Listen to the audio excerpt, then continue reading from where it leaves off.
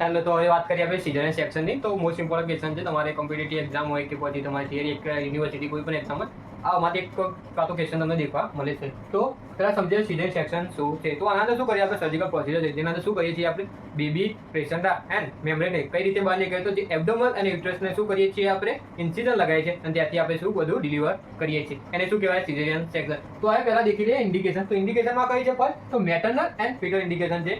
તો મેટર્નલ એટલે કઈ છે સીપીડી સિકોલોપેથિક ડિસની સાઇઝ પ્રોપર ના હોય. એના પછી શું છે પ્રીવિયસ સિઝેરિયન સેક્શન કરાયેલું હોય તો એના પછી શું છે ઓબ્સ્ટેટ્રિકલ લેબર મીન્સ તો કોઈ કોરોના લીધે જે લેબર છે એબ્સેપ્ટ થયું હોય. એના પછી સિવિયર પ્રી એક્લેમ્પ્સિયા છે એક્લેમ્પ્સિયા જેવી કન્ડિશન હોય તો મીન્સ બધાને સિરિયસ ચાલુ થઈ ગયા હોય તો એના પછી શું છે પ્લેસેન્ટા પીરિયડ જે કન્ડિશન હોય તો એના પછી શું છે ફિટલના અંદર કઈ ઇન્ડિકેશનો છે જેથી આપણે સિઝેરિયન સેક્શન કરીએ છીએ. તો ફર્સ્ટ છે ફિટલ ડિસ્ટ્રેસ દેખાવા મળ્યો હતું એના પછી માલ પ્રેઝન્ટેશન હોય તો એના પછી શું છે મલ્ટિપલ પ્રેગ્નન્સી અને કન્જેનાઇટલ એનોમલીઝ હોય કાં તો માઇક્રોસોમિયા વાળું બેબી હોય તો મીન્સ કે જે બેબીની સાઇઝ છે એ વધારે હોય એની વધારે કાના લીધે હોય ડાયાબિટીસ મોનેટેસના લીધે. હવે વાત કરીએ ટાઈપ. તો ટાઈપમાં ફર્સ્ટ ટાઈપ શું છે ઇલેક્ટિવ મીન્સ પ્લાન મીન્સ કે તમે શું સિઝેરિયન સેક્શન પહેલાથી પ્લાન કરેલું હોય તેને શું કહેવાય ઇલેક્ટિવ સિઝેરિયન સેક્શન.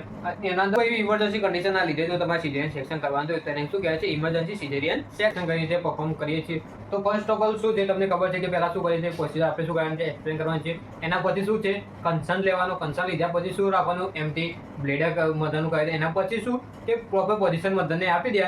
એના પછી શું છે એબ્ડોમિનલ વાલ્વને ઇન્સિઝન કરવાનું છે. કઈ રીતના ઇન્સિઝન કરીએ ટ્રાન્સવર્સ ઇન્સિઝન આપણે કરીએ છીએ. એના પછી છે enter in the peritoneal cavity and retract the bladder means કે બ્લેડરને રિટ્રેક્ટ કારણ કે જેથી બ્લેડરને કોઈ એવી ઇન્જરી ના થાય એ માટે. એના પછી યુટેરાઇન ઇન્સિઝન મીન્સ કે હવે શું વાત કરીએ હવે એબ્ડોમિનલ તમે કરતા નહીં કે હવે કોઈ પાર્ટ આવે યુટેરાઇન વાળો તો યુટેરાઇનનો જે લોઅર સેગમેન્ટ વાળો પાર્ટ છે ત્યાં આપણે શું કરીશું ઇન્સિઝન કરીશું. ઇન્સિઝન કર્યા પછી શું કરવાનું છે બેબી પ્લેસેન્ટા એન્ડ મેમ્બ્રેનને શું કરીશું ડિલિવર કરીશું. એના પછી શું કરવાનું છે જે યુટેરાઇન વોલને આપણે જે કટ કરી તેને શું કરવાની છે ક્લોઝ કરવાની છે. ક્લોઝ કર્યા પછી હવે એબ્ડોમિનલ વાલને પણ આપણે પેલી કટ કરી હતી તો હવે એબ્ડોમિનલ વાલને પણ શું કરીશું ક્લોઝ કરીશું. અને મોસ્ટ કેટલાક ઇમ્પોર્ટન્ટ ટોપિક છે મીન્સ કે તમારે ધ્યાન રાખવા જોઈએ કે આપણે જ્યારે સિઝેરિયન સેક્શન કરતા હોય તો તારે આપણે અંડર કોના રાખવાનું સ્પાઇનલ એપિડ્યુરલ કાં તો જનરલ સિઝેરિયન અંદર રાખવાના છે. એના અંદર શું છે એસેપ્ટી ટેકનિક આપણે ફરવાનું કેમ કે કોઈ પણ ઇન્ફેક્શન કે એવી કન્ડિશન ના થાય મધરને એ માટે. અને લાસ્ટ છે કે પ્રોફાઇલેક્ટિક માટે એન્ટીબાયોટિક આપણે ચાલુ રાખેલી.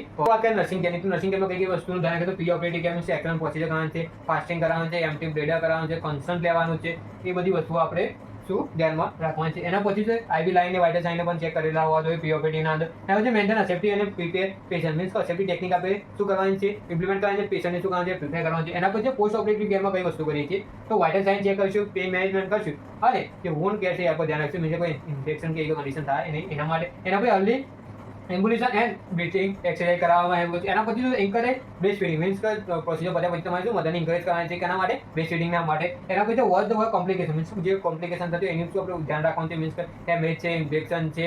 એના પછી શું છે કે ઇન્જરી હોય તો બ્લેડર કઈ ના અંદર કાં તો કઈ તમારી ટોકા લીધેલા હોય સુચરિંગ લીધેલા શું ત્યાં પોસ્ટફોર્મેશન નીકળતું હોય કોઈ પણ એવી બ્લીડિંગ થતું હોય કોઈ પણ એવું હોય તો તમારે શું ધ્યાન રાખવાનું છે. એના પછી શું છે કે લાઈફ સેવિંગ છે કોના માટે મધર અને બેબી માટે અને કેટલીક હાઈ રિસ્ક કન્ડિશન હોય જેના અંદર શું છે પહેલાંથી આપણે પ્લાન કરી શકીએ છીએ. એના પછી રિડ્યુસ ધ ફિટલ ટ્રોમા જે ફિટલને ટ્રોમા થતો એ શું આના અંદર રિડ્યુસ થાય કારણ કે વેક્યુમની અંદર છે ફિટલને વધારે ચાન્સ છે ટ્રોમા થવાનો. એના પછી ડિસએડવાન્ટેજ વાત કરીએ તો ડિસએડવાન્ટેજ અંદર શું છે કે મેજર એબ્ડોમિનલ સર્જરી મીન્સ કે શું એબ્ડોમિનલ અંદર સર્જરી વધારે કરેલી હોય તો એનું ડિસએડવાન્ટેજ થાય કારણ કે આપણે એબ્ડોમિનલ કટ કરીએ છીએ. એના પછી લોંગર રિકવરી મીન્સ કે રિકવરી ફાસ્ટ આની આવતી નથી. એના પછી રિસ્ક ફોર કોમ્પ્લિકેશન મીન્સ વધારે કોમ્પ્લિકેશનના ચાન્સીસ છે કારણ કે જો તમે પ્રોપર હાઇજીનને મેન્ટેન ના કરો તો ઇન્ફેક્શન થવાના ચાન્સીસ વધારે હોય છે. એના પછી સ્કાર ટેન્ડરનેસ દેખવા મળે છે.